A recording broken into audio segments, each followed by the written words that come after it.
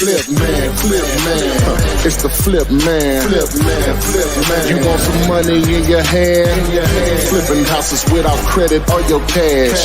Get that bag.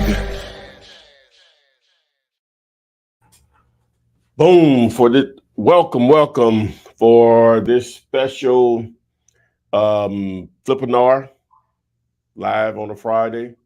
We're here with Evan from truckparkingclub.com, and we're here to talk about investing or pursuing properties where you can generate some cash flow, some income from unused, untapped, vacant space that semi trucks, big rigs can park.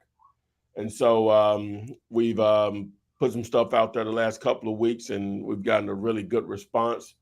And so today we really want to try to fill in a lot of the holes and answer questions live to try to streamline this as much as possible to get you guys to start making some money, putting some money in your pocket, and whatever comes with that. So I got my man Evan here. He's the head honcho. He makes it all happen. What's going on, Evan? Hey, thanks for having me. No problem at all, man. What you're in Miami now, or? I am. Okay. All right. Cool. All right. So let's do this. We'll have people piling in here. Do you want to just start and explain what you all offer? Because this will be rewatched or whatever, over time. So you want to start there? Yeah, just explaining. You're asking me to explain about Truck Parking Club and what we do. Yeah, well, let's start with the need for truck parking. Let's just start with one of the ways as an entrepreneur to make money is to find a problem and solve it or produce a solution. Yeah, so truck parking is a huge issue across the U.S.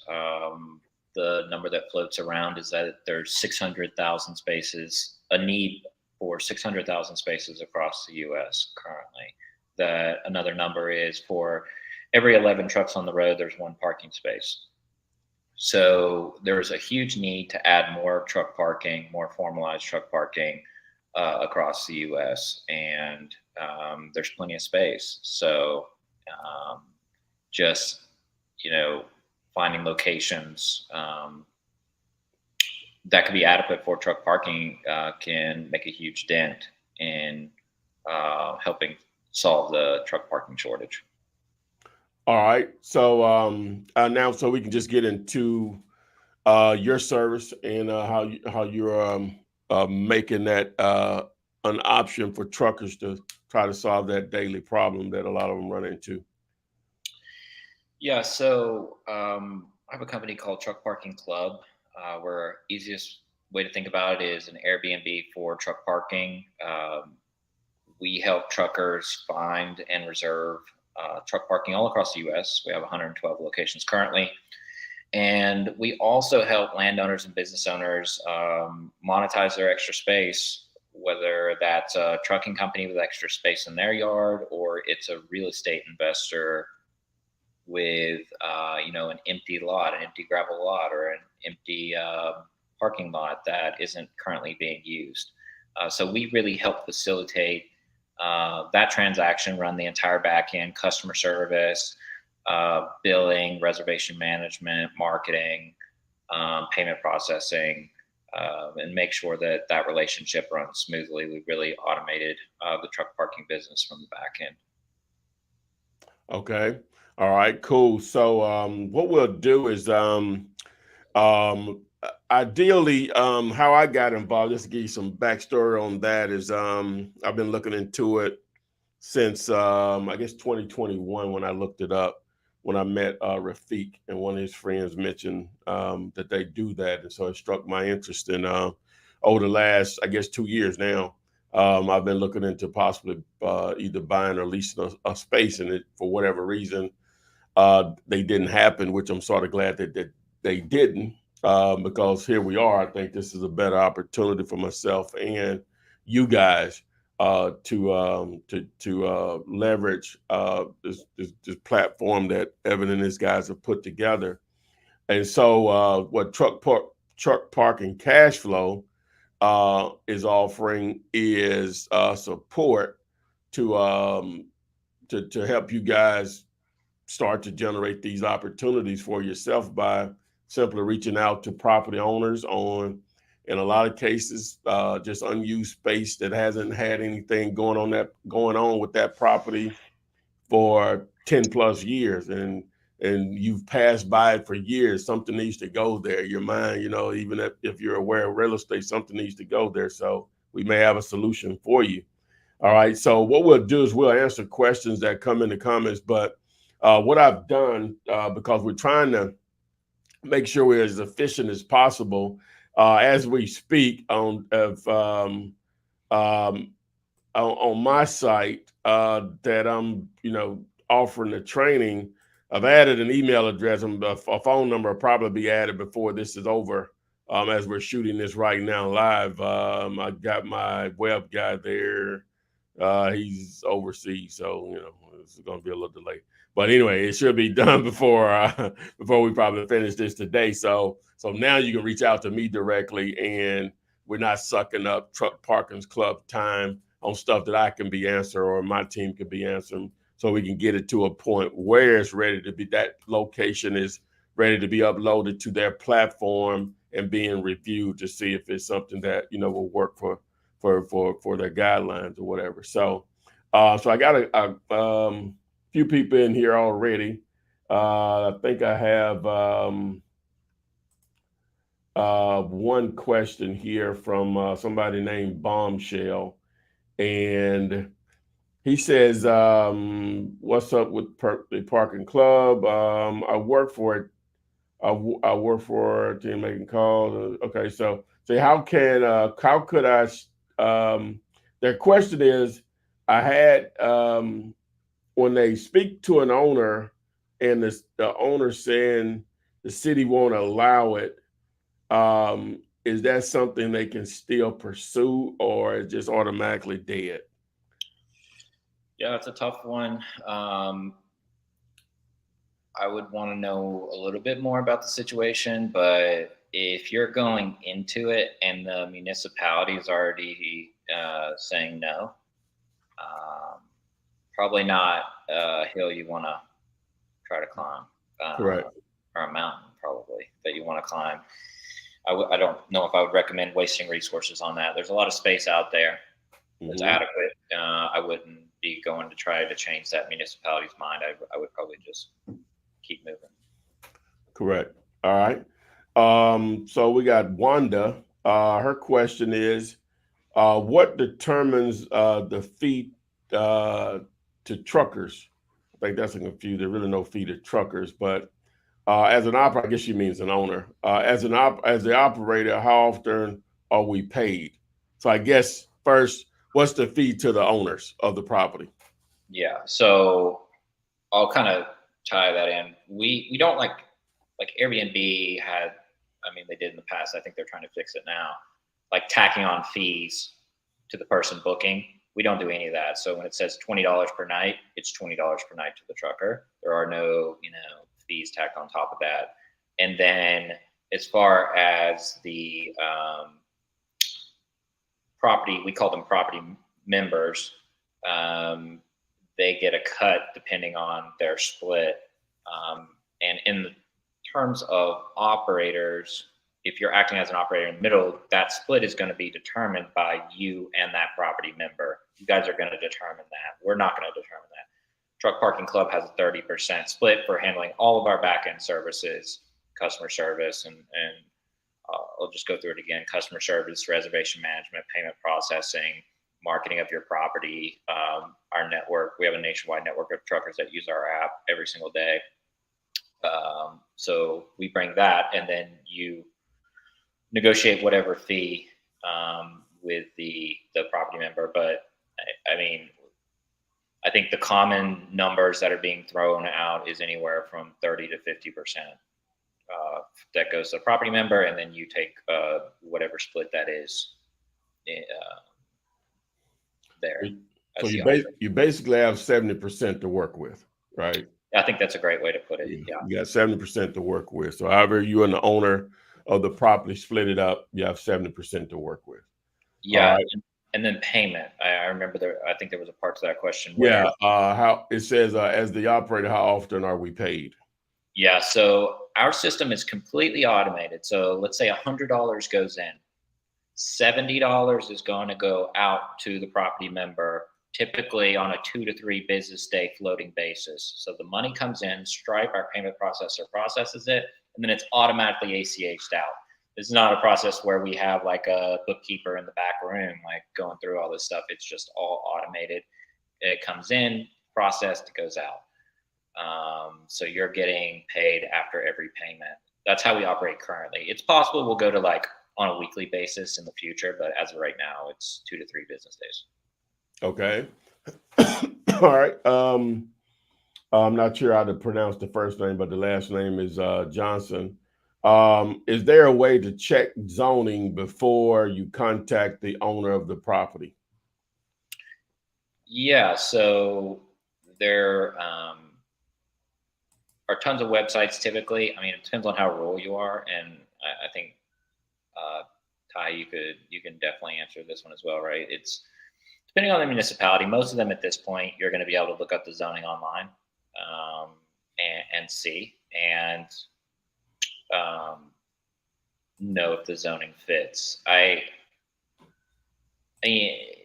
also like even if the zoning, let's say it isn't posted online, it isn't obvious, you're going to know if it's adequate for truck parking. Is there foot traffic in the immediate area?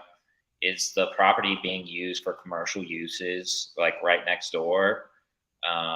Is there residential right next door? If you answer yes to any of those questions, no matter what the zoning is, let's say it is zoned properly, and you got residential right next door, that business isn't going to work. You're going to get so much pushback. So a lot of it's common sense too on what's going to be able to get done and what's not. Yeah, you have to think about it. Those are some very large vehicles, can be very dangerous as in form of transportation. And so you have to just keep in mind, like you said, not near residents, foot traffic, or if it's a lot of commercial retail activity near it, it's going to probably be a little tricky or whatever. So, and then you also have to think about how easy can they get in and out.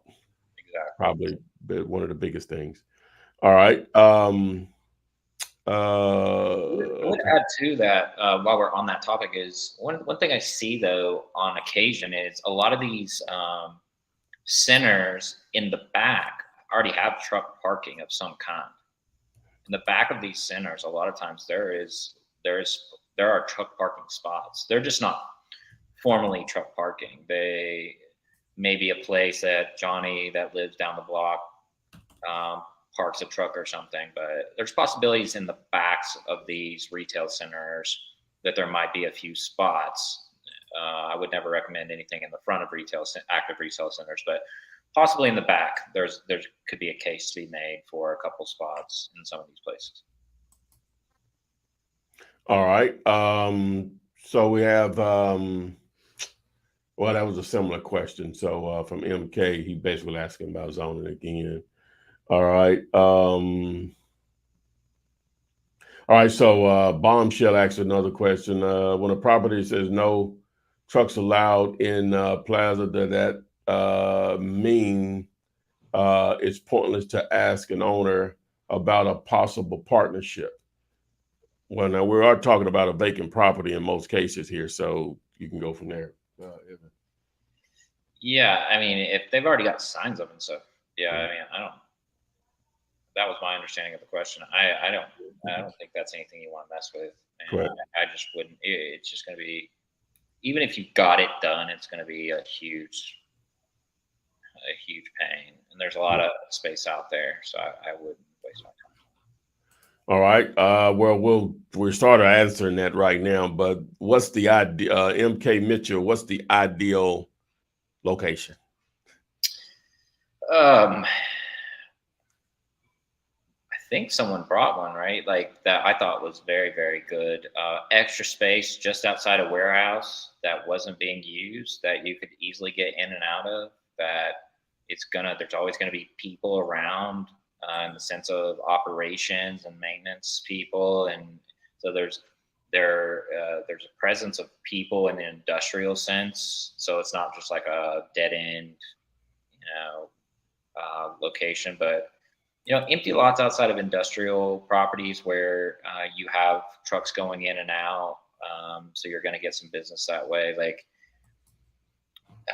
that's just not being used and the owner's open to monetizing it. I think those are home runs every time. Being able to get a property like that. I mean, any vacant,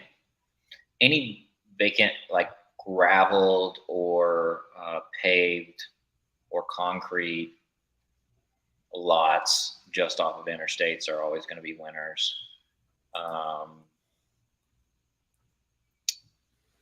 And then those are the ones I can think of right off. But if it's, then pretty much anything except something like right on active commercial, right on active residential, that is good access in and out for trucks. I don't think you can go wrong with it. I think you have to think about it in the sense of what's your downside. To get a location on the platform probably takes a conversation with a property owner. They express their interest. You come to an agreement with them. It takes you 10 to 15 minutes to add it to Truck Parking Club. Now it's on the platform. How much, real lot? You're not really going to put really any money into it. So we have locations on Truck Parking Club that kill it. They do amazingly well. We have other locations that you think would do well, don't do as well as what you would think. But you can't force trucks to park there. They're just not, for whatever reason, it's not as good as a spot as what we would have thought. For us at Truck Parking Club, to have that location on the platform that doesn't do as well really doesn't actually cost us that much in resources typically. And I would think, as an operator, I would think about it the same way. Like, if you get a location on the platform, you might have a half day's work in it, and you have no money, and let's say you only get a handful of bookings, that's okay. Just keep adding more and more locations. I don't think there's a downside to adding locations. It's not like you're attached to a long-term lease or anything of that nature. You're buying the property. Okay. All right. Renee, question. She says, I guess she is referencing, is there any type of tool or something to look for something, but is there a place that you can look for vacant lots that you are finding works best? I would assume she means a tool like PropStream or Batchlead, something like that. But what do you think? I think you start at an interstate, whatever interstate is convenient to you, whether that's 95, 75, 65, 64, 10, all these major interstates that probably a lot of you live close to. I would just start there and look at an aerial. And from an aerial, you're going to see industrial type properties. And you're probably going to know those properties from driving by them. You're going to know, oh, that one's actually vacant. I never see any activity there. It's got a huge parking lot. Now you just identified your first property.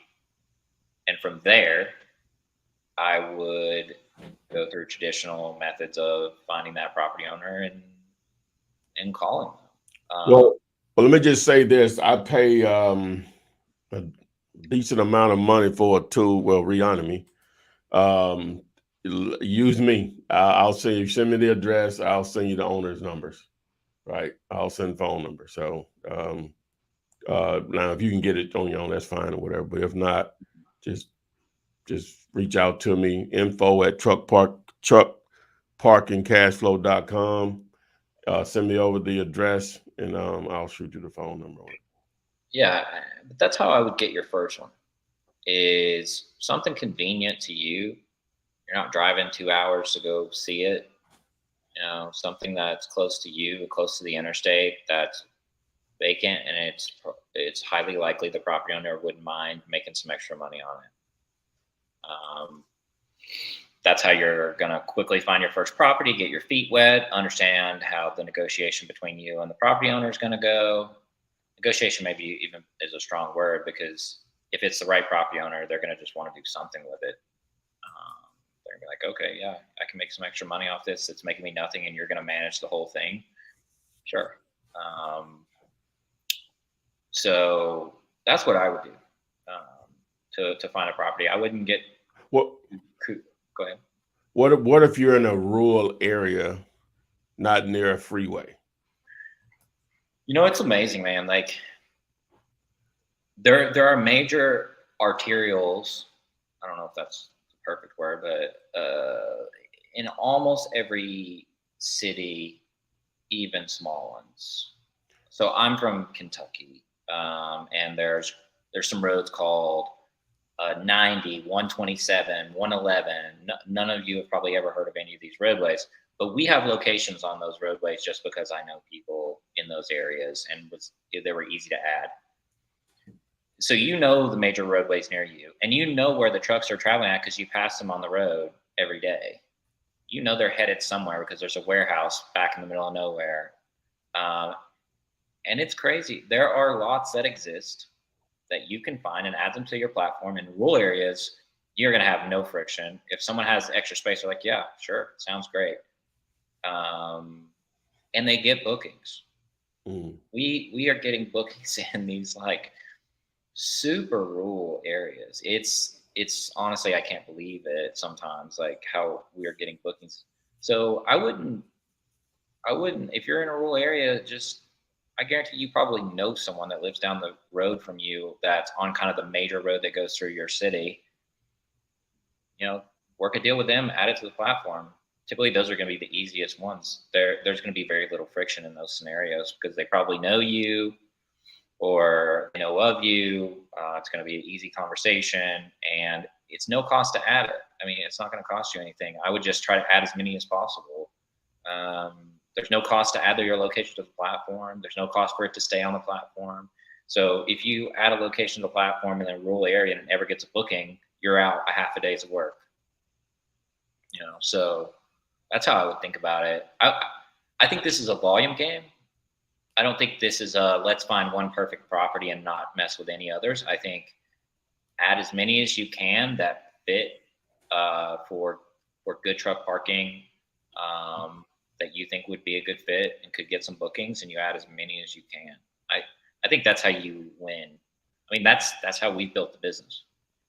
Is anything that we think has good access, is adequate for truck parking, that isn't way out of line on zoning, we add to the platform. And I get surprised all the time with the bookings that we get in the middle of nowhere.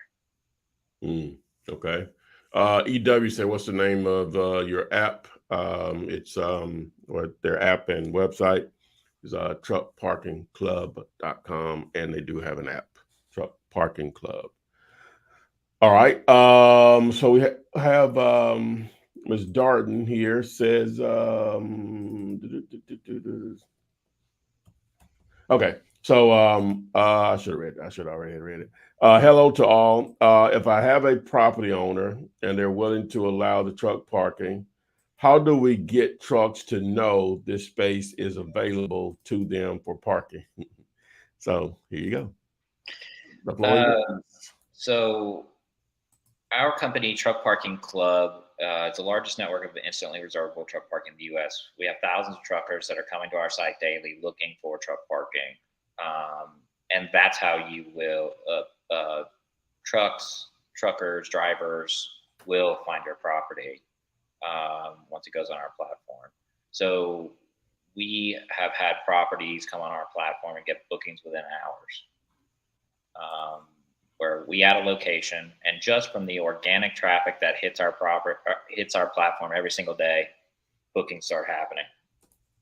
So, and on top of that, we do market your property outside of that in really a dozen or so different ways. So that's our job, is pushing your property and making sure that it gets bookings and making sure that the trucker can find it. Okay. All right. Um, let's see here. Who else we got? Um, oh, a good one. Christopher. So how many acres are required to obtain truck club? I guess to be posted. Man, we have locations that are 15 by 60 feet that get bookings. Like box trucks will book them, or just a trailer, they'll go drop a trailer. So that's we have locations that are even smaller, 15 by 30. You start to get very limited by bookings at that point. But if you have something that's 15 by 75, that's a winner. 15 feet by 75 feet, that's a winner. I would say, if let's say a guy has 30 acres, which it's a lot, pretty much anywhere that's a lot. How I would go about it is I would say, hey, I'm going to take this corner acre right here, and I'm going to fill it up with trucks, show you what I can do. Let me use this corner 1 acre, which can fit 20 to 30 trucks, which is good revenue. And then expand from there, and let the demand predict how many acres of that you end up asking the owner for. But I would start at half an acre or an acre, but you can go as small as you want, and then these small spots still make good money. I mean, for considering, even though it's one spot in the right markets, it can be very real significant money. All right. We got a lot of questions here. Okay, so all right. So Tasim, is it common to owners to decide to cut the middleman and deal directly with truck parking club themselves? Yeah, I don't even know how they would do that, to be honest. They would. So we're not a broker. Be clear. Think about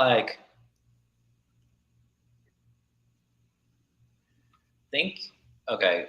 Put in terms of Airbnb, and say you're a manager for an Airbnb property. So essentially, what would have to happen is this property owner would have to go to Truck Parking Club and add the same exact location that's already on there. And we would immediately identify that you're trying to add a listing that already exists. And it would stop there at that point. So there's really no way that you're going to be able to get ran around. And I think it's highly unlikely that the property owner is going to want to do that and mess with it, to be honest. I think they're going to want to let you operate it. I mean, most of these properties haven't been touched in 5 or 10 years. They're not super motivated to go out and do a lot. So I honestly wouldn't be too concerned about that. All right. This is another one from Bombshell. Obviously, this individual is very interested. He said, when we send the owner's address and email to Truck Parking Club, what are you guys? What do you guys say to the owner? Like, what's the next step after that?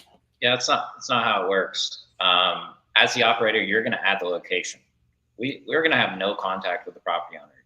You, as the operator, are the one controlling the listing at truckparkingclub.com. Think of it like Airbnb. You're not adding a listing to Airbnb and then Airbnb is reaching out to the property owner. You're adding a listing as the manager. You're adding the listing to Airbnb, and you're taking care of all the responsibilities that comes with managing that Airbnb, right? And then Airbnb is marketing that property to its millions of users all across the U.S., right? That's what Truck Parking Club does. The entire back end of marketing and billing and payment processing, like, we have the network to get you the bookings.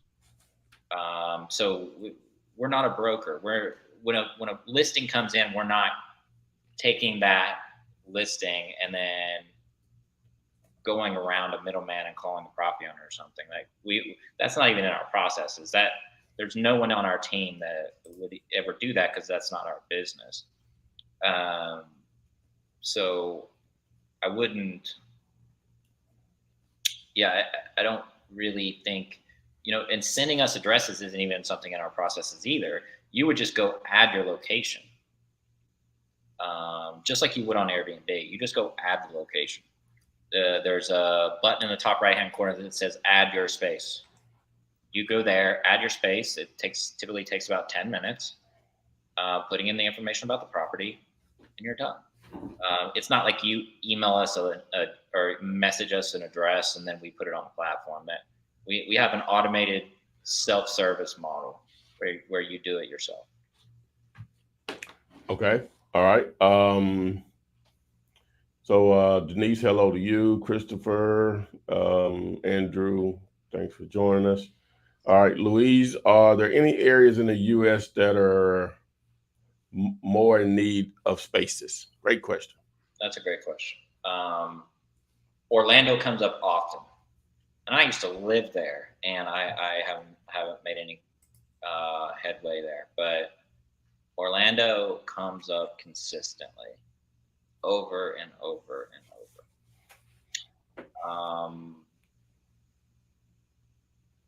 Obviously, Los Angeles, anywhere in and around Los Angeles is a winner. That's a really tough area for truckers to find parking. So LA, Long Beach, I mean, really anywhere in South SoCal is probably going to be a winner. You just got to find it. The reason there's a problem is there's just not enough land.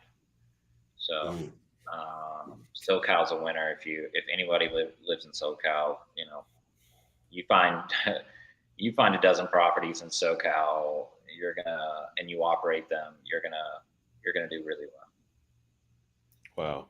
Okay. Well, I had a piece of land out there I could have bought for nothing. I would want to say a couple more markets that just constantly come up is Chicago. Yeah, of course. In and around Chicago, similar to LA, not as bad as LA, but still very, very high need. We get calls all the time. We only have one property there right now. We need dozens of properties. I feel like I'm missing one. We have locations in like Newark, New Jersey, which is just outside of New York, but anything in and around New York is going to be a winner.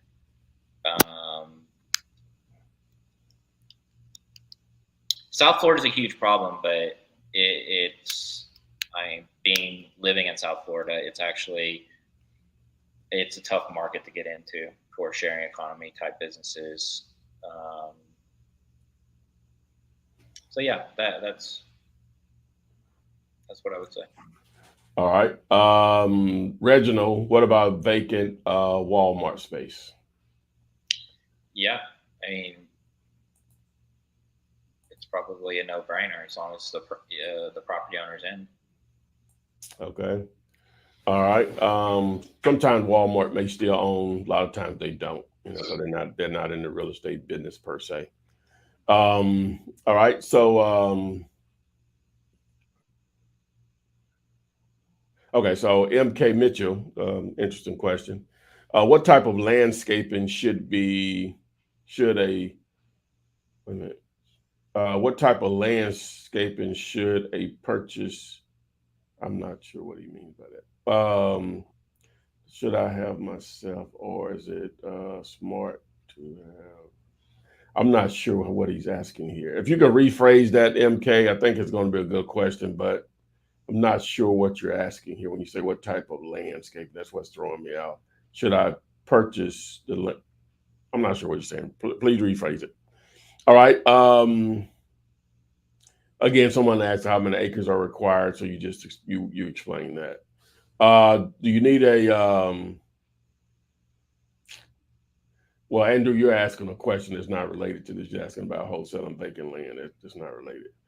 Okay, so Lauren, great question here. She wants to know, what do you say to the owners? You want to make some extra money on this lot you never use, with no with no need for management. I will manage it, and we'll automate the entire process for you, and you'll get a check at the end of every month or whatever you guys negotiate. I think for the property owner, it comes down to that. How much can I make for no effort? Right? What do I get for no effort? This property's been sitting here 5, 10 years. I haven't done anything with it. I'm not going to do anything with it because I don't need the money, or I've got other things going on. I'm a busy business owner, and I know the property's going to be worth money someday. But in the meantime, I don't want to have to worry about managing something or someone. So you go to them and say, we'll handle all of it. We won't tie up your property with a lease. We won't tie up your property with commitments. And we will send you money every, once a month with a cut from us parking trucks here. I don't think it's any more, I don't think you want to make it any more complicated than that. Okay. Well, and that answers your question, Christopher. Yes, how do you negotiate a deal? So that answers the question. All right. So Renee again, she says, what percentage will the owner get? And I think we sort of answered that a little. You have 70% to work with, but you can elaborate, Evan. Yeah, I think it's likely they're going to want at least a third. And for you as the operator, this is a volume game. So, whether you negotiate 40% for yourself or 25% for yourself or whatever the number ends up being, you really just want volume. You want as many of these properties as you can get, as many as you can manage well, and not, and make sure that you're doing a good job of keeping the property clean, presentable, etc. Okay. All right. Reginald wants to know, do we do a lease once we find the property? No lease is involved. No lease is involved. I wouldn't recommend negotiating a lease. I mean, if you're really dead set on it, then go for it. But I would not recommend leases. You don't have to have a lease to do this. So if you fall in love with the property and you want to negotiate a lease, go for it. I think in some scenarios that may be the right answer, but if you don't have to, I would just say, like, don't do a lease. Do an agreement between you and the property owner. Okay. Good morning to you, Marion. Ricky, what's up? Also, all right. So this is a similar question from Darden. He somewhat answered it as far as, well, I guess they want to know how much would the owner make? Oh, well, they wanted to actually know what would you charge?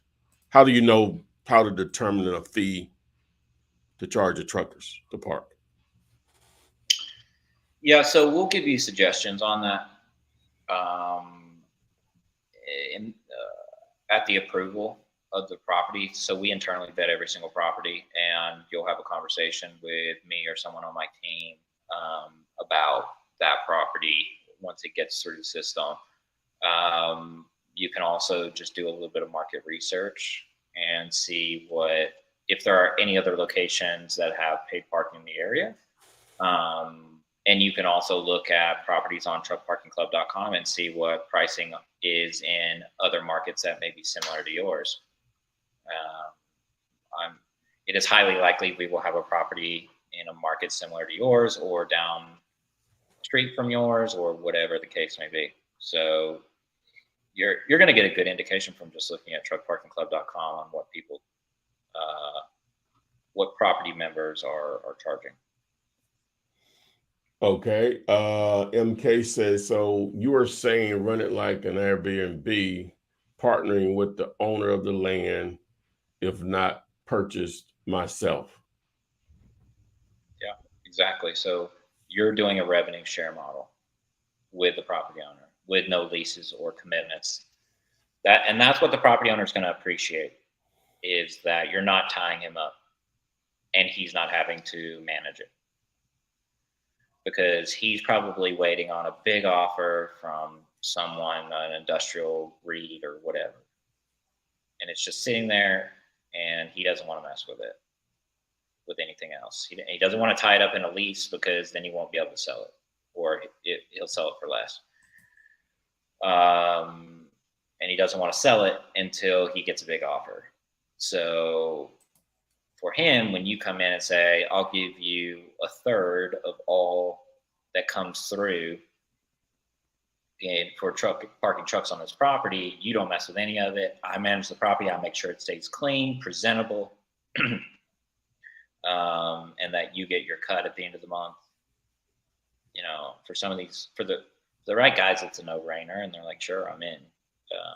You just have to find those people. All right.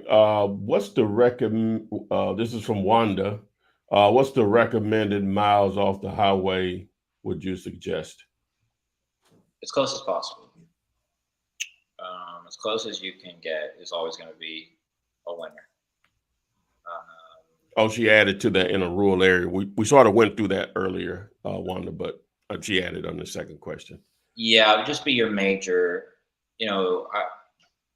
I would try to make sure that you're close to one of the major arterials in your area, whether that's some kind of bypass that everyone that's traveling through that area goes around, or it's a main state highway, or even a main county highway.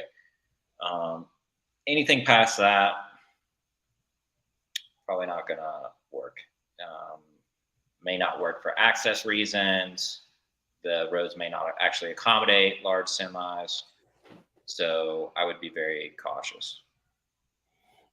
Okay. All right. What up, Rashad? Isaiah, I think I'm saying that correctly. What's our job as the operator? Yeah, that's a great question. So in most instances, it's just going to be making sure that the location is presentable, right? If you get a location and you start parking some trucks on there, it is probable that there's going to be some trash thrown out, things of that nature. That could happen. It's probably something you swing by there on a daily basis and make sure everything is presentable. You can also just put out trash cans to make sure that people are throwing things away. And then on top of that, you're going to have a booking dashboard that shows you all your current bookings. You're also going to get a text message and an email for every booking that comes through. So you're going to know what trucks are supposed to be there at what times. And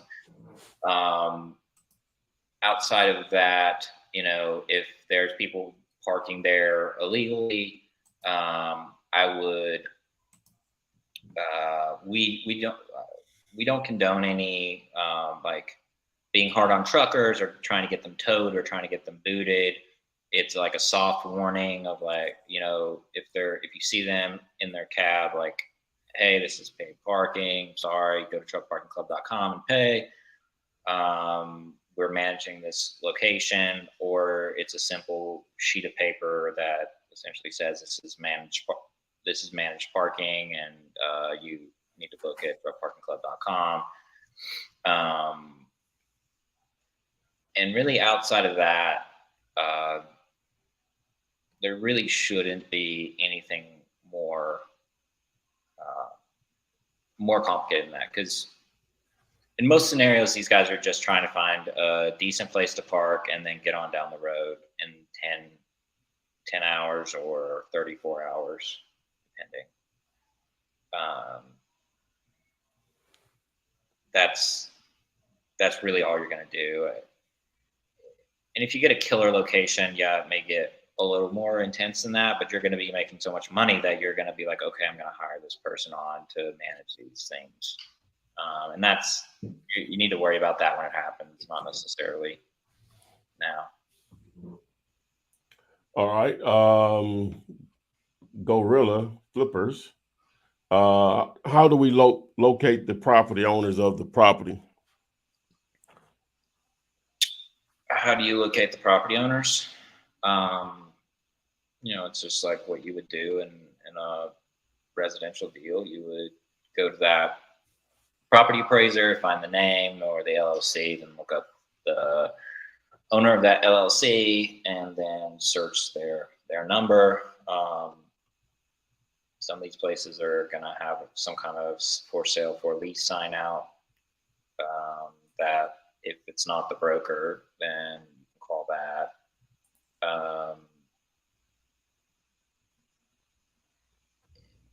I mean, you could call the broker, but I think that's going to make things way more complicated. I probably wouldn't recommend it. But it's your choice. But yeah, I mean, it's just the same as any other real estate deal. That's how you would look it up. We got some really good questions here. So here's another one. If we're not close to the location, how can we determine how many days the trucker is actually there? That's the thing about being an operator, is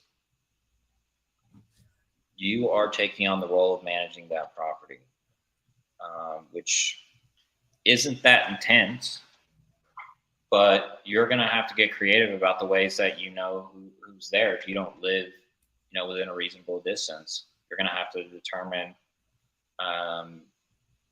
You're going to have to get creative about determining if people are there or not. There are third parties that you could have check the property.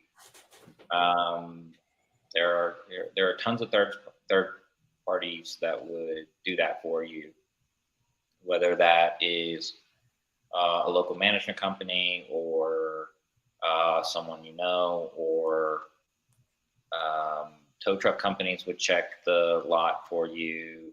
You would want to make sure you set up, you were specific about your relationship with them and what you wanted them to do, or you're just going to get a bunch of trucks towed and people are going to be pissed off. And we don't condone that. So, yeah, I mean, I think that's how you would go about it. And I would say on top of that, in our experience, a lot of these locations run themselves. For the most part, people are honest and they're going to pay. So I wouldn't get fanatical about trying to catch somebody slipping up and being there an extra hour or whatever. I really wouldn't. I just know that from experience of what all of our properties. It's not worth the craziness of going out to a location at 2 a.m. and trying to catch one truck that is illegally parked out of the 20 others you have there. I wouldn't go overboard about it. And from our experience, the properties do run themselves. You'll want to maintain them, but for the most part, people are honest, and some people try to slip by. And how much time do you want to worry about, catching someone at 2 a.m. that's popped in and is trying to get away with it rather than everyone else that's paying on it? It's your decision. I just wouldn't go. This is a volume game. I'll say it again. This is a volume game. Get a lot of locations. Most people are going to be honest.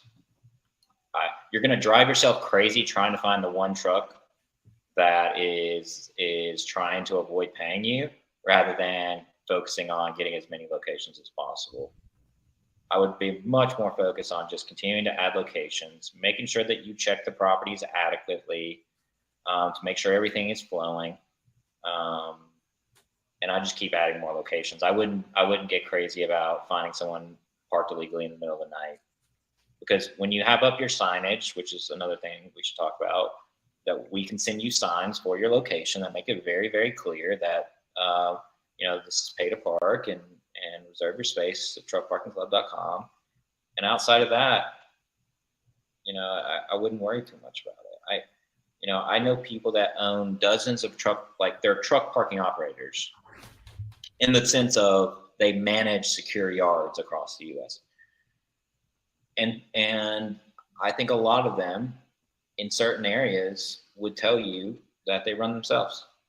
And for the most part, people are honest. Some people aren't, but it's probably 80-20, 90-10.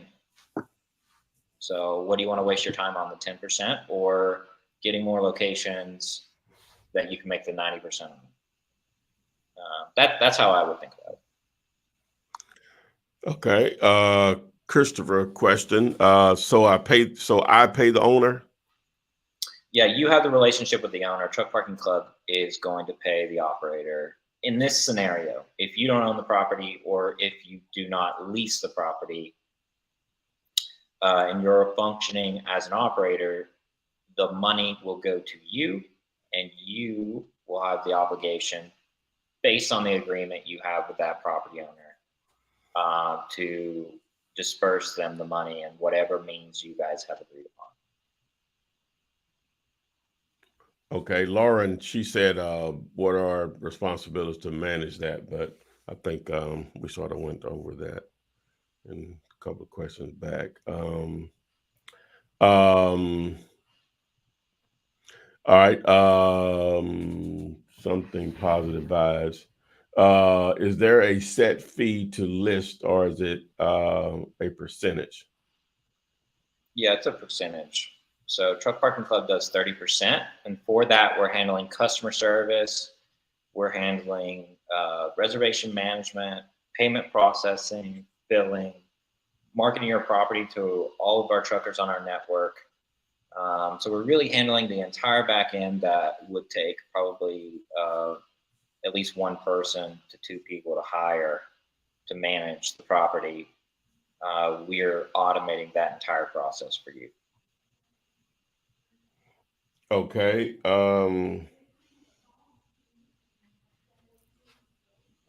Monique, I didn't skip you. Old grocery store, lots in old shopping malls. Do you find those are good locations or not? And then her follow-up, is it hard to find the owners of these types of private spaces? Yeah, I mean, from a very general standpoint, those properties are probably fine. You need more information. If they're abandoned and there's no foot traffic and it's just a huge lot sitting there, yeah, it's probably okay. All right, Christopher, another question. He's all in. Do I put barriers on the property so trucks can find the lots? I guess he mean, do you try to create spaces, I guess, in some form or fashion? Yeah, so you can do a lot of that through signage. And another way to keep it simple in the beginning is just to not try to overcramp your lots. So if you think you can probably fit 10, maybe you put 6 or 7 on Truck Parking Club as number of spaces available. And once you get 6 or 7 booked there, you go to the lot and look at it and say, it's fitting well. There's no issues. The parking is filling in pretty well. It's not unclear how you need to park at this location. So we can add a couple more spots. But I would go on the lower end of number of spaces you want to park somewhere and see how it goes. But for the most part, you don't have to go overboard in the beginning. I wouldn't. I think it's just overkill to do it that way. I would. We have locations that do very well that are just empty gravel lots, and I don't think you have to make it any more complicated than that. All right. I'm not sure how to say that name, but so you charge the truckers for us? So that's how they find you guys. They go to truckparkingclub.com or they go on our app and they're looking, let's say they're looking for parking in Dallas. They're going to see on our map that we have 4 locations. Let's say you just added a location there. They're going to see your location and see, oh, wow, now that's close to me. That's exactly where I need parking. They're going to click that location. They're going to see it. And they're going to see 10 spaces available now. Okay, great. I need one tonight. They're going to go in. They're going to click per day. They're going to say for July 21st at 8 p.m., check in. They're going to book it for 24 hours because they're leaving tomorrow to drop their trailer somewhere or whatever the case may be. And they'll put in their information about their truck, the make of the truck, the plate number, company name. So you're going to be able to easily identify the truck. And then they're going to put in their card information, click book. And at that moment, you're going to get a text message and an email that explains that you just got a booking at your property for this duration, 1 day. And they're arriving at 8 p.m. They've booked for 24 hours. Their make of their truck is a Freightliner. Their company is Johnny Trucking Company, LLC. Their plate number is 1234. You're going to have that information sent to you via text and email, and they're going to get a text and email to them confirming that they've booked that location. And that is that. All right. The new sheet asked a repeat question. I'll answer really quick. In terms of payment, are we responsible for paying the landowner? Yeah. That's what you all will agree on paying on the timeline when you're going to pay them. It's every month, every week, or however. So, all right. So Julu's asking her somewhat a repeat question. So we manage all the day-to-day responsibilities of properties and its parking. Correct. And Kendra wants to know if Nebraska, she's in Omaha. Is that okay? Of course. Vegas, of course. Bay Area, most definitely. Yeah. Bay Area's. I mean, Bay Area is so bad. It's like it's hard to find anything. So if you have something around there, that's a win. Yeah. Julu said, and if so, what would be the responsibilities would look like? I think we somewhat have answered. You can maybe go back and watch the replay. I think we just answered it probably about 15 minutes ago. Houston, yeah. Any of the large cities, some of them going to be easier than others, but any large market, you find something that's normally going to do well.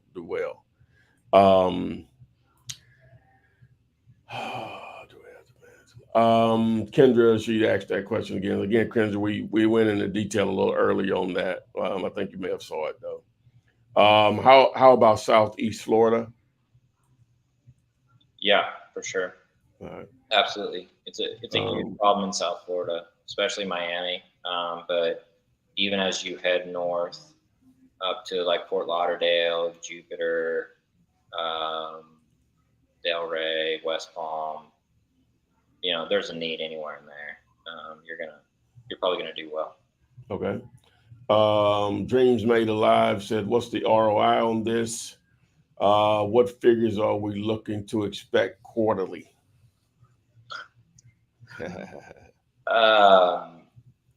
That's not really a question we can answer.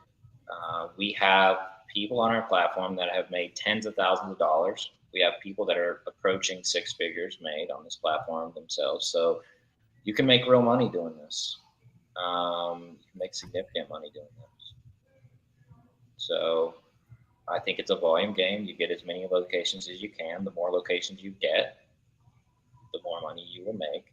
There is no guarantee on any property, as I kind of talked about earlier.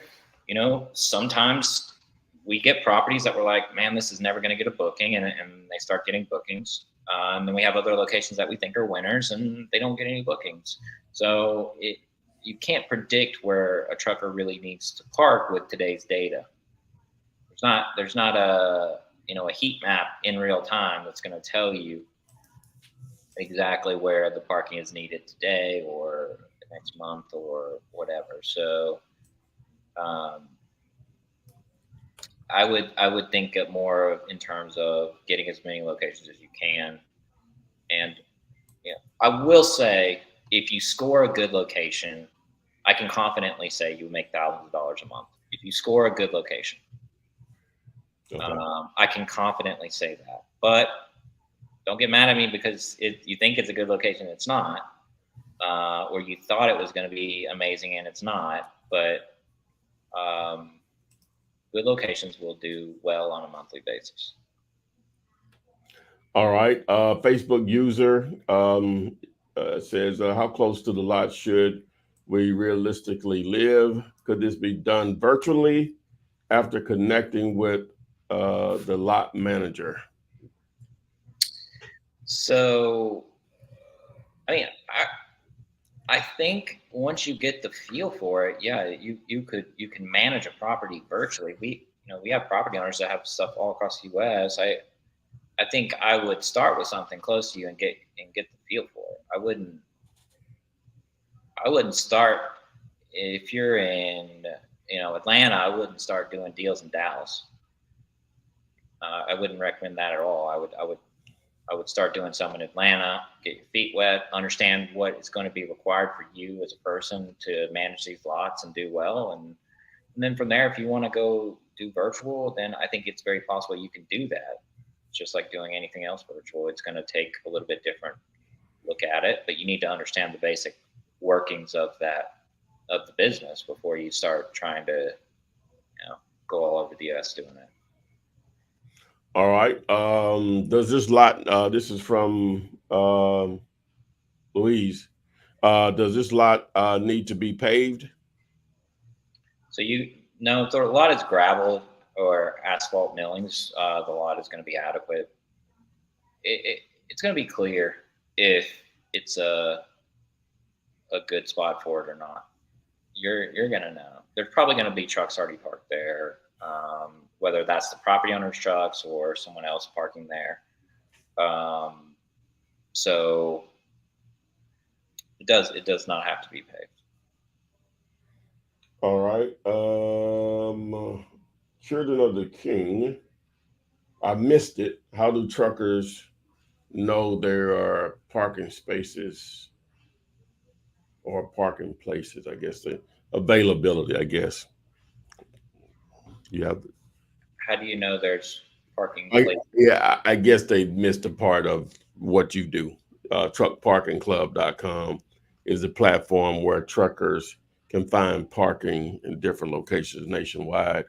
We're here us, to assist in adding more locations to the platform, but obviously an opportunity for you to create some cash flow for yourself by leveraging untapped, unused space from owners, and you just enter into a revenue share agreement where you don't really have anything invested. So the owner really has nothing to lose because it's not making them any money anyway.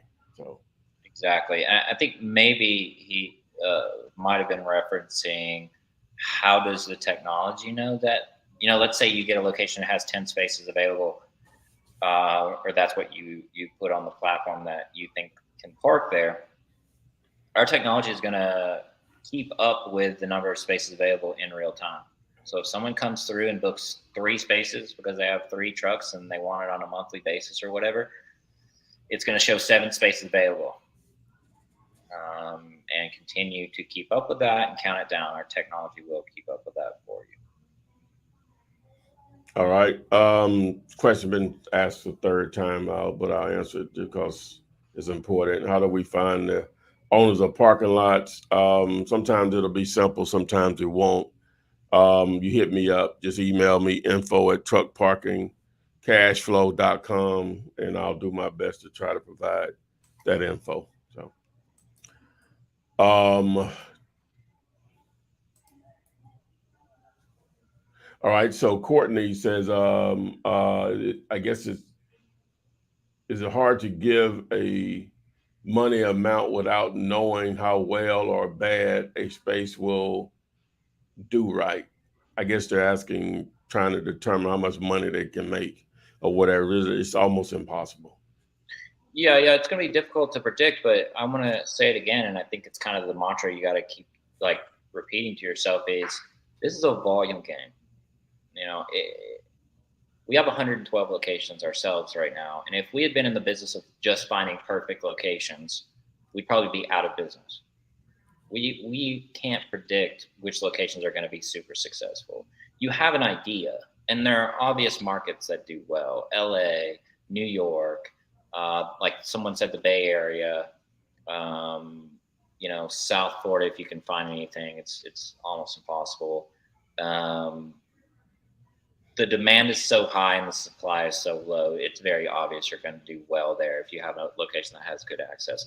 But outside of that, there are no guarantees, but it costs you nothing to add a location. It costs you your time, which it takes the average person 10 to 15 minutes to add a location. And then in your situation, you will negotiate something with the property owner on the splits. But outside of that, it's not costing you anything. You're not going and buying the property. You're not going and leasing the property and having to make a payment every month. So I would suggest you to think about it being a volume game. And let's say you live in Dallas. Your goal should be to get as many locations as possible in Dallas. I truly think that's the way that you're going to do very well. And you are going to start up your own business, just like Airbnb managers start up their own businesses. And they manage a bunch of Airbnbs in Dallas. You can do something very similar and do very, very well. And that's how I would think about it. I wouldn't think about getting that one perfect property.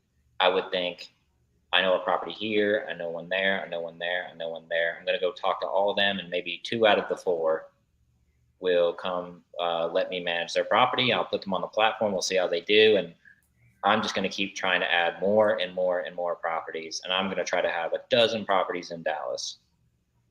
You know, that's what I would suggest you do. And there's not many things that are for sure, but if you got a dozen properties in Dallas that are good access and easy to park at, and you maintain them well, you're going to make some good money. I can, there's no guarantees, but I think you'll do very well. All right. Well, again, we try to answer this, but real quick, who sets the price that truckers pay? That's what Truck Parking Club will consult you on. Yeah, we'll make suggestions, but you're going to be able to find through just looking at the map on Truck Parking Club and looking at those properties. You're going to get a good idea. I mean, if it's a very rural property, it's going to be $5 or $10 a day. If it's a very urban property in LA, it's $50 a day, or something of the nature. And I would suggest you cut the market, to be honest. I would suggest you go lower than anyone else in the market. That's how you're going to get the bookings. If you're cheaper than everyone else, free market economy, you're going to win. Okay. So that would be my suggestion. All right. I don't know if we can do this, but you could probably talk through it. You somewhat already done it also, but well, I'll just say it. We've already started doing this. You have to just go back and watch the earlier part of the video. But C Art says, can you act out what the conversation would sound like, I guess, with the property owner or whatever. But we started going through that. But go ahead, though. I can hit it again quickly. I don't care about it. I just the viewers after this will have a couple opportunities to catch it.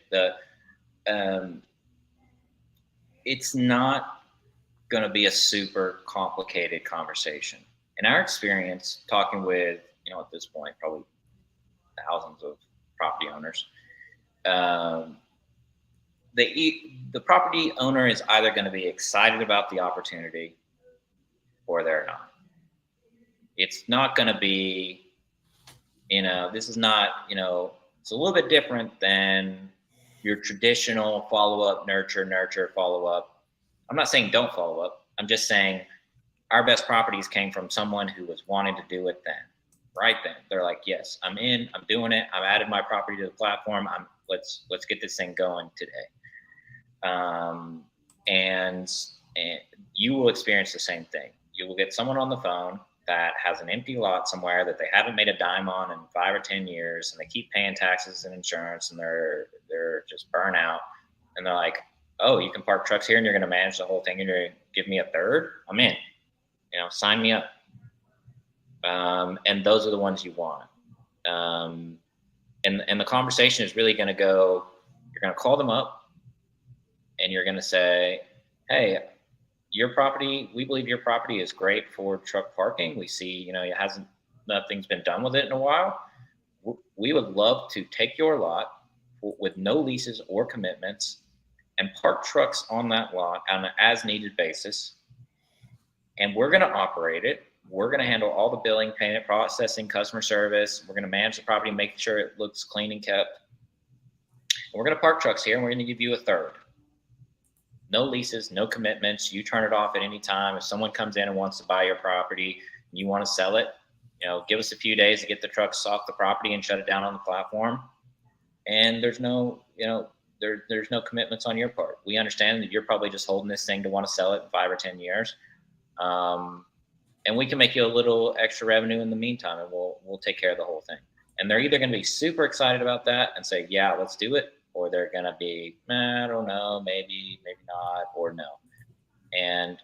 But they're, you're going to know very quickly if they're in.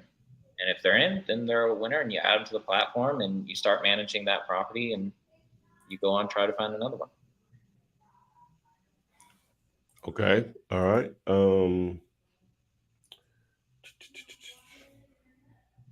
Okay. So, okay. MK cleared up his question. So thanks for the man. This landscaping should support the weight of the truck. Should it be paved? Would you suggest an investor purchase the land or partner with the landowner? The property doesn't have to be paved. Gravel's fine. Gravel's absolutely fine. The trucker's not going to care.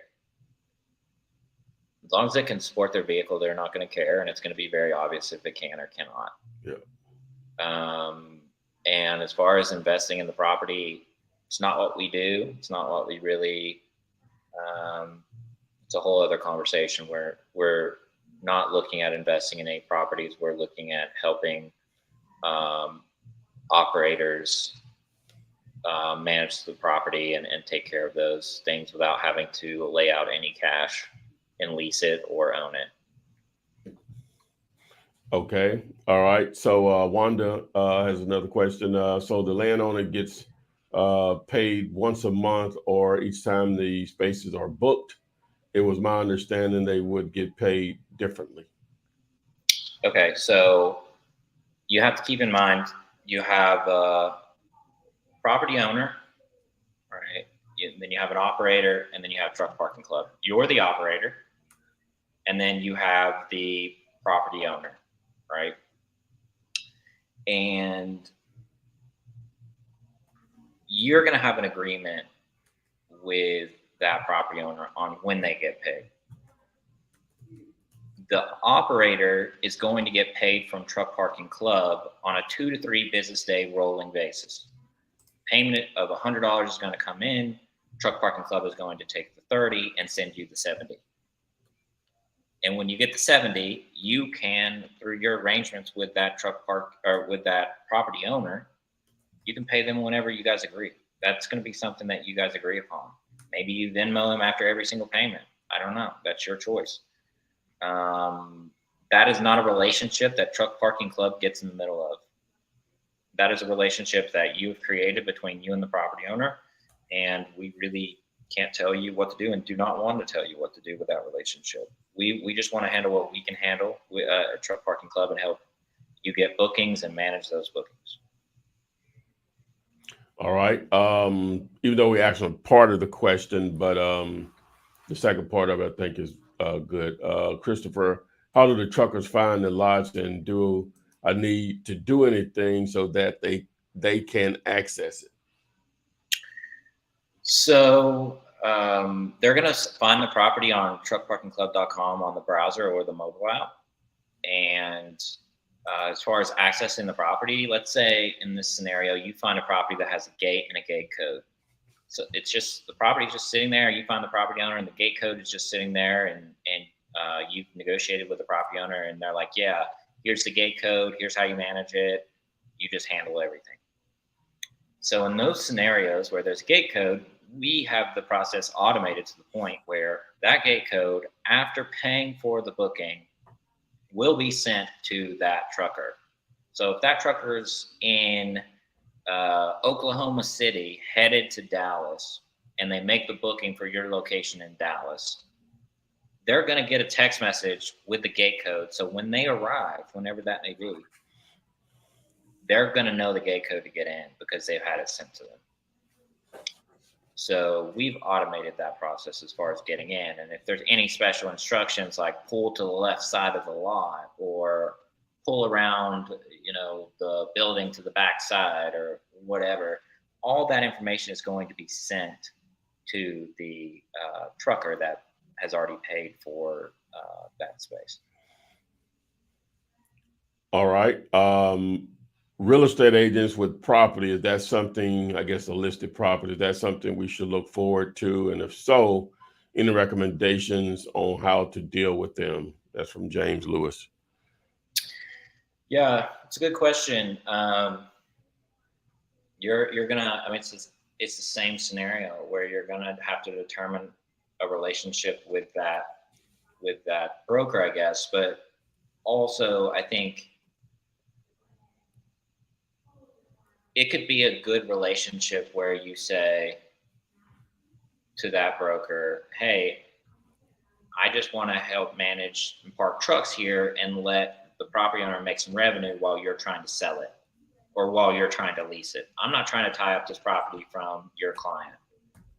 And it's possible some of these trucks parking here is going to get the word out that this property is for sale and Schneider's going to want to come in and buy it. So you're really marketing the property more by getting this attention through parking these trucks here. So I don't think it's a net negative to you. You should mention it to the property owner. This is no leases or commitments option to make some money while the property sits there. That's probably how I would go about the conversation. All right. Someone needs to hear this, is their title.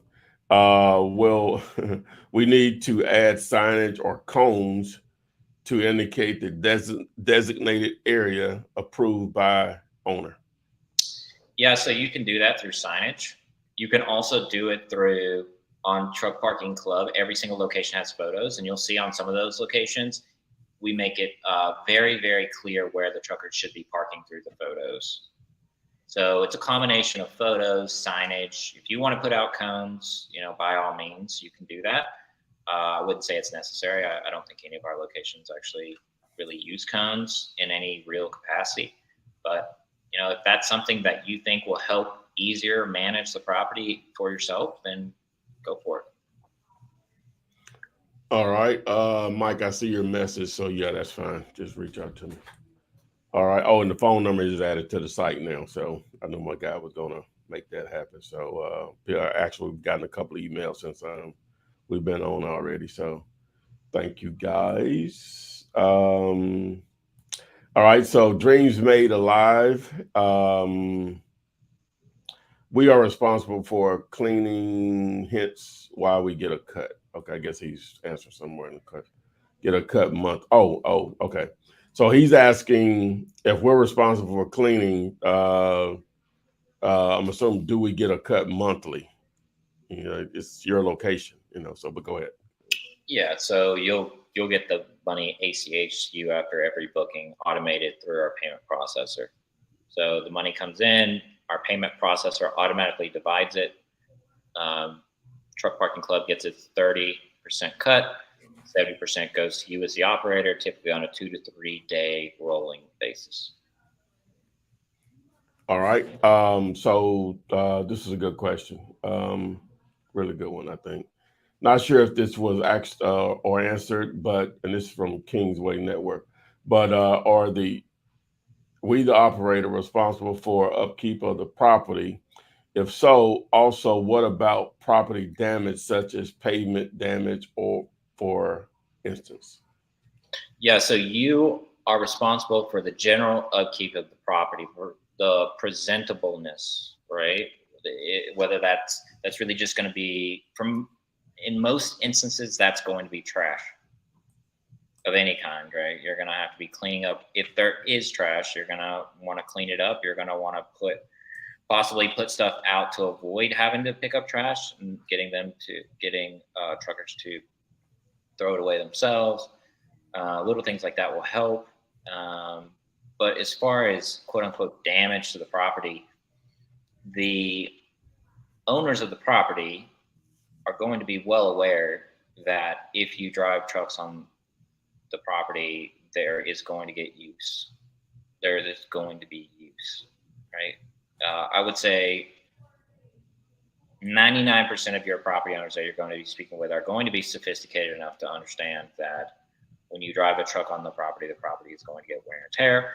And on top of that, I would say if the property owner is super concerned about wear and tear, they're not the right fit. I think that's probably the easiest way. Yeah. You have to convince them about wear and tear. This is not the right business for them because these are big trucks moving. And if the property is in a condition where they're like, don't put a crease in my asphalt, it's probably not the right property anyway.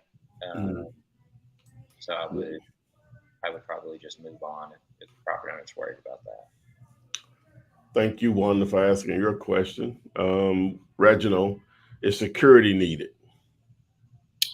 That's an interesting question. I think that's a question you're going to ask yourself down the road if you get a super successful property and there is a need for it. You might have customers asking for it, and you're getting a ton of volume. Let's say you're parking hundreds of trucks there. There may be a case, but the cash flow is going to have to permit that, right? It will be on a case-by-case basis, and it will be determined by the success of the property.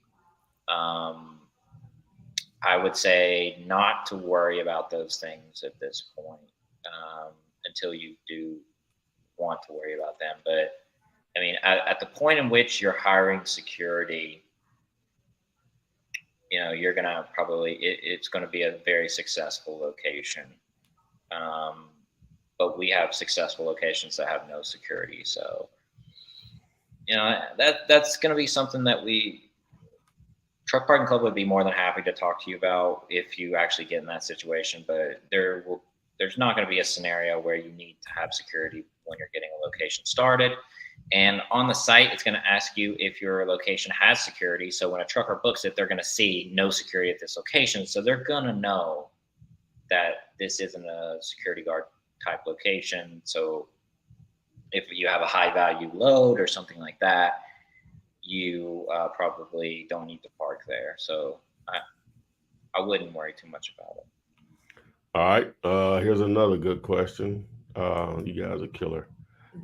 Should we put a porta potty on the location, at the location? Once again, not required. We have tons of locations that have no porta potties. I would say if the location becomes successful, then that would be something great to add. And you might be able to add that into your negotiation with the property owner where it's like, hey, we're going to both take this out of our cut. We're going to take this out of our 70% cut, not out of my share. I think that would probably be a good negotiation once the property gets successful and you're parking, 10, 20, 30 trucks there. There's probably a case for it where you're like, okay, I'm going to spend a few $100 or whatever for then do my I knew that was going to happen.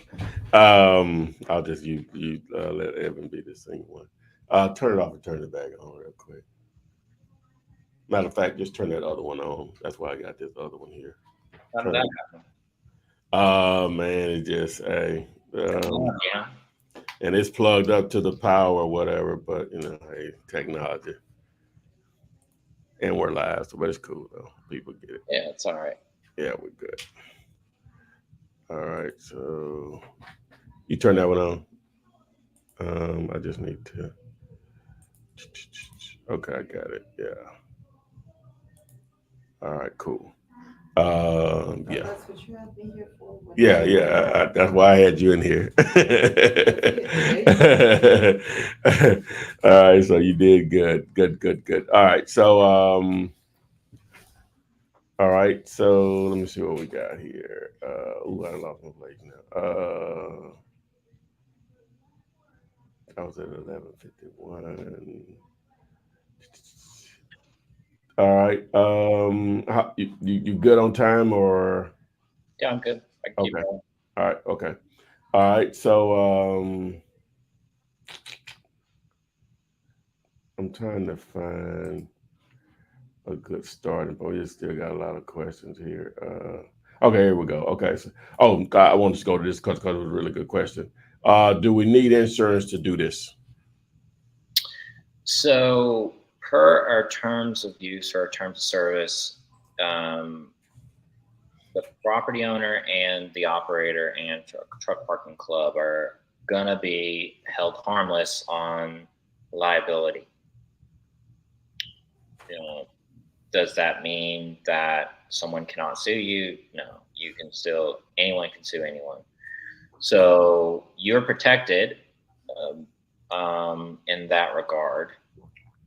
And for the property owner, it wouldn't hurt for them to have some type of liability insurance. It's highly likely they probably already do. But insurance is not a requirement. You're protected. But you're never going to be able to stop someone from suing you. That is the world we live in. Yeah, it doesn't mean they're on the right side of the law, but you can't stop you. You're always going to have attorneys out there ready to take somebody's money, even if they know they have no chance of winning.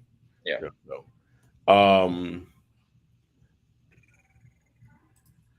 okay, interesting. Another sort of in line with this here. Good afternoon to you both. Hello, Randy. As operators, are we responsible for the damage that trucks make? Well, we sort of answered that already. We already answered. I'm sorry. I thought you were going to say, are we responsible for if there's damage to the truck? So, but we already answered. If they're damaging the pavement or the grounds or whatever, like you said, it's probably not the owner that you want to deal with if they're concerned about that. All right. So are the locations going to? This is a great question. Some of the stuff I would have never thought to ask, even though I probably already know the answer. I wouldn't have thought to ask it. So the locations stay open 24/7, 365. Our best locations are 24/7, 365. Yeah. If you try to change the hours around, your business is gonna suffer. Don't suppress your money. Yeah. So I would suggest every one of your locations be 24/7. All right. So question from Positive Vibes again. So once we list all, once we list, all we have to do is check on the location, check on the condition. Yeah, manage the location, and as far as your bookings, make sure that everything's in line and everything's going the way it should. Don't make it any more complicated than that. Yeah. It's really not. We manage a lot of bookings, and it doesn't have to be that complicated. It really doesn't. Okay. All right. Wish I knew how to say that handle, but anyway. So this is a very low cost startup, right? Yeah, I mean, I would expect to get a location. You're gonna have, a half a day or less in it, in time, and in cost. In theory, you're gonna have almost $0. I mean, your gas to drive to the location to check it out, maybe. Can you think of anything else, Ty? I mean, there's not. I mean, it's minimal expenses. Your downside is so low. Yeah, like you all are going to send signage. If signage, I guess the only thing that knowing me, I would do some cones or something like that, or some types of barriers. Just depend on the location. Some may need that, some may not. It may make it a little bit more attractive or a little more organized, I guess would be a better way. But normally truckers, they're just going to figure out where to park or whatever, because they're going to be concerned about how easy can I get out, so, and they're normally going to park in the go position, if you know what that means.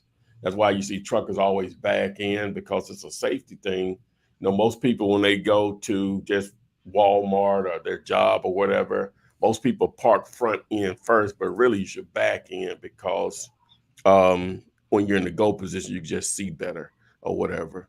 My friends and family trip on me because I always back in, don't care where I am. And like when you're at the gas pump or whatever, you're in a go position in most cases. So, but anyway, what we got here? So Randy says, do you know of any operators that do business in other states outside of their home state that ran into issues with the state or city in regards to operating in that state? I mean, I don't think whether you live in the city or not is necessarily relevant to if the municipality is going to be, start an issue with you parking trucks there. With us currently, with 112 locations, we've never had an issue with zoning. Not to say we never will, but we never have. So,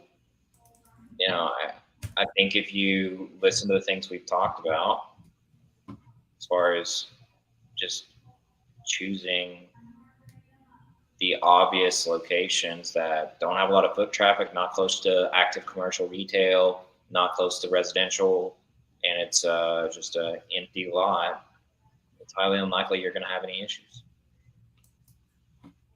Okay. Again, this person's name I can't pronounce. It says, so 30 to you, meaning truck parking club, 30 to the owner, and we get 40. It's however you want to chop it up.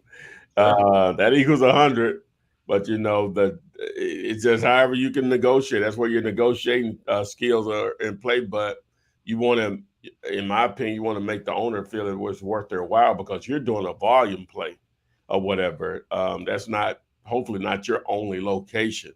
So it's more important for you to lock down the location. So it may go 30 to TPC, 50 to the owner, and 20 to you, but obviously you want to negotiate to create a win-win for everybody is ideally what you want to do. So yeah, I think you hit on it. It's volume. Get as many locations as you can that are convenient for you to manage. I'd rather have 20% of 10 locations than 40% of one location. Yeah, exactly. Yeah, don't fall in love with just one location. Yeah. Try to get as many as you can. Yeah. And you'll do very well. Oh yeah. All right. Can you use this to partner with U-Haul of that in between me and the owner, or is that between me and the owner? I'm not sure what they're asking. Can you use this to partner with U-Haul, or is that between me and the owner? Not sure what they mean by that. Partnering with U-Haul in the sense of giving U-Haul renters a place to park. That's probably a relationship that you're going to want to create between that local U-Haul maybe. And as far as creating like partnerships with U-Haul, I think it's going to be easier said than done, but if you have some type of relationship and you're very serious about it, it's probably something that we can all get on a call and like talk through. Or if you type out a thorough email and we review it, maybe we can kind of understand what you're trying to say. Yeah. Okay. All right. All right. Julia says, once we engage in a contract with truck parking club, are the locations exclusive to you guys, or can we freelance truck parking the location as well? I guess they mean like you got 20 space. Well, you know what he's asking. Yeah, I mean, I guess if you want to figure out how to kind of do what we do, then by all means. you can go for it. We're not trying to say you can't do that. I guess I would just say it's easier said than done on parking, getting trucks to find you, having them park there, managing customer service, reservations, billing, payment processing. What? Well, let me ask you. I guess one way he's asking to say you had 20 spaces, and he had 10 of them rented. I guess he's asking, can he do the other 10 himself? Would it be an issue? And you're saying, no, it doesn't matter to you all or whatever. Ideally, I guess you're trying to manage though. If you say your location has 20 spaces and 10 or we'll say 11 or at least for that particular day or whatever, um, how are you going to identify on the platform that those 9 are still available, even though they're not, so um, am I thinking right in that?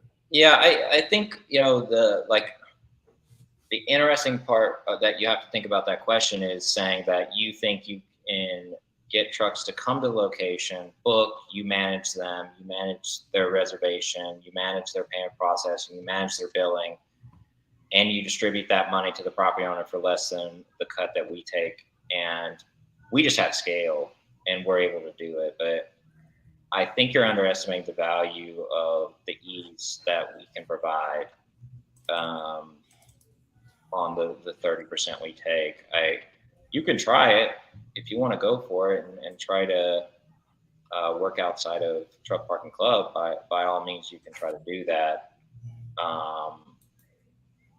But out of $10, we take 3. And for that, we're taking phone calls, we're processing the payment, we're doing the reservation management, we're marketing your property to our network of truckers. If you think you can do it for less than $3 on 10 and feel like you're making a return, go for it. Question, and this is just me asking, if they wanted to market their location, but still, you market it with Truck Parking Club, just say, I don't know, a Love's truck location is near. And so obviously truckers are there and they already parked, but that doesn't mean 3 days from now when they come back through, that space will be available for them at Love's. How would you go about trying to market your location, right? And basically, we'll just say a flyer says the address and book through truckparkingclub.com or whatever. Would that be something that you would encourage, or the platform would just take care of it, or would it be a good idea to be proactive to promote it, that location, but you all still handle all the payment management and stuff, so. Yeah, so we have a lot of locations that are very close to Love's, Pilots, TAs, that what ends up happening is our lots become overflow lots. And if you let that Love's know that you could accommodate them as an overflow lot and you're down the street, and to let their truckers know that you're an overflow lot down the street, it's very likely they're going to tell them when they're full. Because truckers will come in there and ask, hey, I can't, you guys are out of parking. I'm here at the gas pump. I need somewhere to park. Oh, well, guy just opened up 20 spaces down the street. Here's a card. You just go to truckparkingclub.com and book the space, and you can reserve it right now in real time.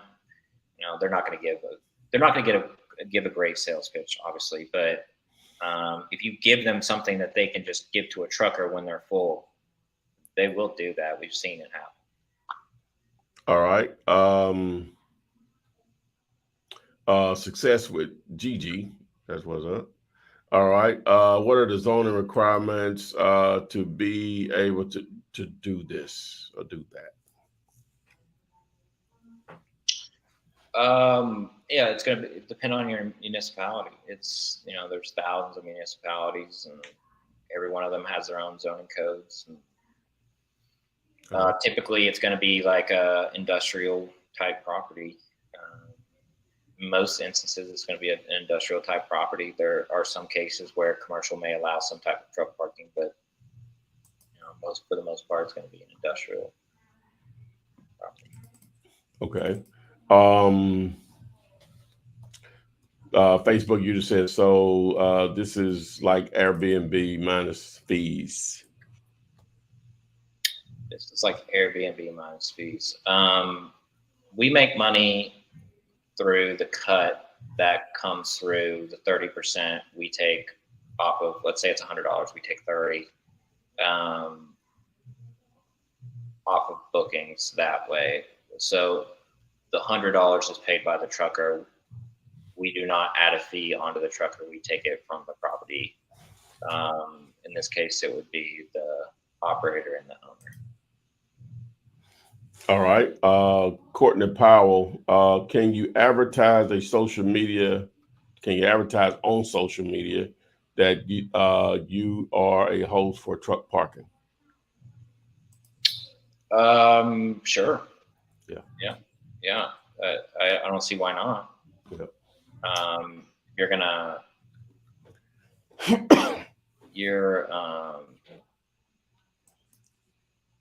I think that's one of the difficulties of trucking is you're trying to get people that are needing that parking in your area now. That, let's just continue using the example of Dallas.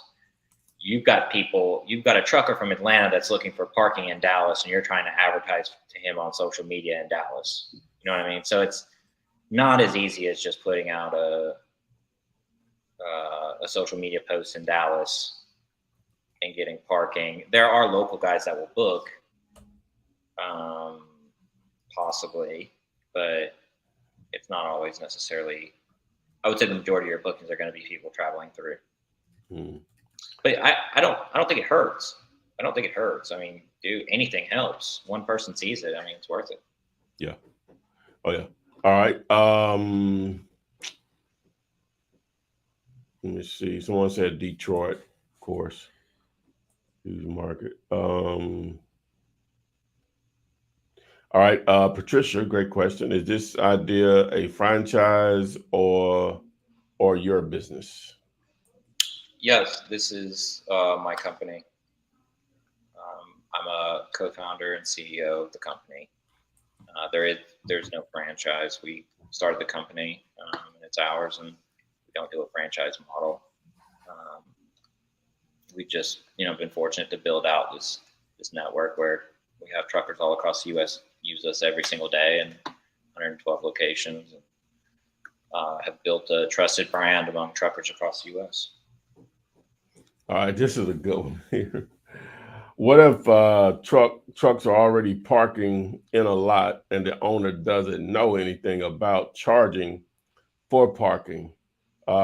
This would be new to them. How should we approach the owner? Well, we have locations like that where the truckers are already parking there, and the property owners never had a solution to be able to formalize truck parking at the location, and they probably gave up on trying to tow and ticket, and they just kind of let whatever happens, or they're like an absentee owner somewhere else in the US and it's just happening. And so what you would do is go to them and just say, hey, we see trucks parking on your lot, and the person is probably going to say, oh yeah, I know, we try to keep them out, but they run over the chain every time we put it across or whatever, and people start parking there again, and we don't really want to mess with managing it. We don't really want to mess with the liability, because these truckers in that case haven't opted into our terms of use. So there is liability involved, because it's just a random person coming on to your location and using it with no opt-in. So you say, well, we have a way to formalize truck parking at your location. We'll manage it. We'll process payment, and we'll give you a cut. You don't have to do anything. We manage it all. And through our terms of service, we're releasing you from liability. How does that sound? and to a decent amount of them, they're gonna go for it. Okay. All right. Dreams Made Alive. How much are you charging each truck? I guess in the northeastern states is what he's asking. That's going to vary, I'm sure. Let's see here. We'll do a couple more. All right. So Wanda, I guess just to clarify for her, please clarify. Truck parking pays us, the operator, and we pay the lot owners. How often should we pay the property owners?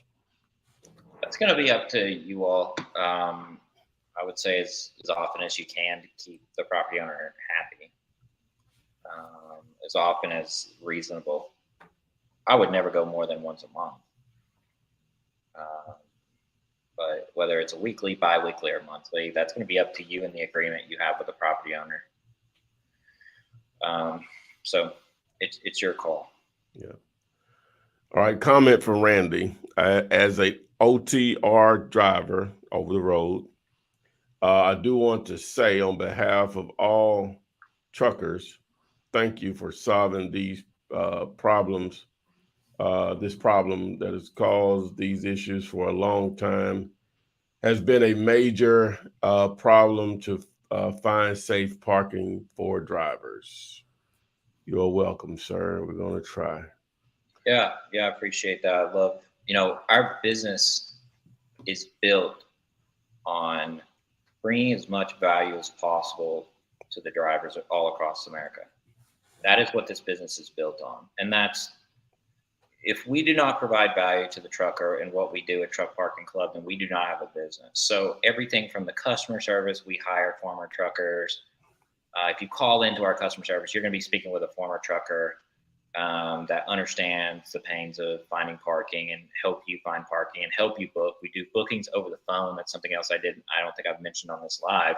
We take bookings over the phone as well for the drivers driving down and not able to get on the app and book. We'll do over the phone bookings for them.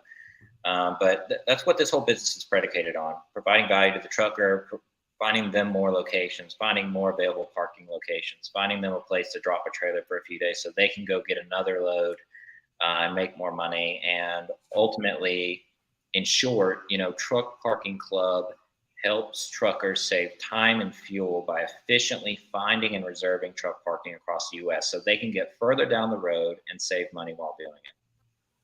Oh. All right. We'll do this one here.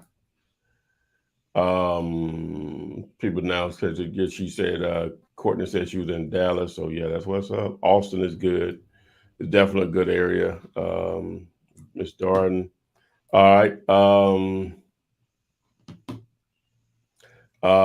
She said, this is, I can't pronounce his name again. This is way cheaper than Airbnb. No furniture, no rent, no maid, no real damage. All you need is signage and garbage cans.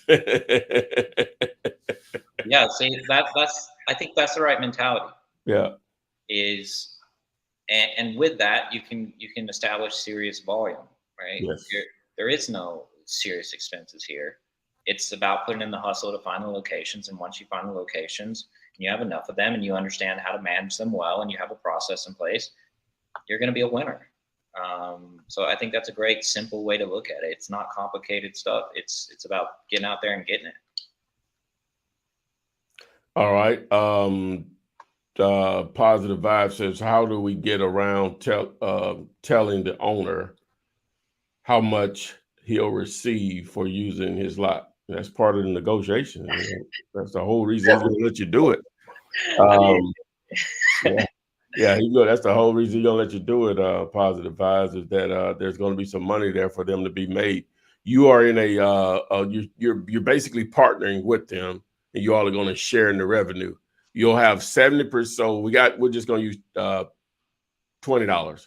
All right. So 70% of that number is what, $14, right? So you all have to decide how much of that 14 you all are going to split.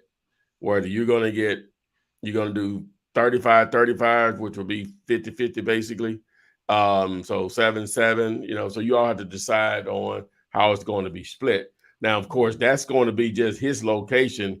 You're trying to get 50 locations. So you don't have to be greedy with the owner. In most cases, not always, the owner is probably going to get more than what you're getting because you're trying to get as many locations as possible. Again, you would rather have 50 locations paying you 10% than one location paying you 50%, so. Yeah. And like, I think I would shift that mindset some where it's like, this is not adversarial to property owners. This is a benefit. You're bringing them an opportunity to make money on a space that they've never made money before. There really is no downside for them. You're managing it. Truck Parking Club is handling all the back end headaches that come with really managing anything that you have to take in money and manage reservations and customer service. So you're handling all those headaches with no leases or commitments. You're bringing them an opportunity. So I would never, want you to look at a property owner as someone that you're having to sneak around or trick or anything like that, because it's not the case. You're bringing them a great opportunity that hasn't been available to them before. And that's the way you need to think about it. You're bringing them an opportunity. You genuinely are. There is no other way to look at it. This property hasn't been used in 10 years. It hasn't made a dime in 10 years. You're bringing them an opportunity to make hundreds, thousands of dollars a month off of this property. You don't have to sneak anything around that. You're bringing them value. You don't have to sugarcoat anything. It is, hey, I am handing you a solution to make some money. I'm going to just deliver you a check every month. How does that sound? Boom. Well said, man. Well said. So we've been rolling almost 2 hours, guys. Got a lot of good questions answered here. If you all joined late, we're going to encourage you to go back and watch from the beginning, the replay. Before we get out of it, Evan, anything you want to share as far as the process of what we're trying to do here? Yeah, so I think Ty's kind of got the lead flow all set up to where you guys bringing your properties in, and that's awesome. And I know we've looked at a few of them and talked about a few of them, and just keep them coming. When you do have a property that's ready, where you probably talked to Ty and he said, "Yeah, this is a winner, go for it," and you have an agreement in place with the property owner, bring it to Truck Parking Club. If you have one ready, get it rocking and rolling. I know we already have one that's came through that Ty and I were talking about a couple of days ago. So people are out here getting it already. So when a property looks like it's ready, you have your agreement in place. It takes you 10 or 15 minutes to get it on Truck Parking Club. Then we internally vet it, and then I or someone on my team will give you a call and talk through the property with you. We'll get you approved, and we'll start the truck parking going at that location. Boom. Okay. So really appreciate Evan sharing with us his time, his knowledge, his business, his opportunity. So it's up to you guys. Really no barrier to entry outside of just putting the time and the work in. Most of y'all have been passing potential opportunities for years. It's been vacant. Now it's time to put some things in motion. If you have issues reaching an owner, just simply email me at info@truckparkingcashflow.com. Or if you text Semi, I have a detailed video there that also provides a script that you can download along with the actual agreement that you can use with the property owner. So text Semi, SEMI, 205-964-5243. Again, thanks, Evan. And as always, like to say, guys, we'll see you on the FLIPSIDE.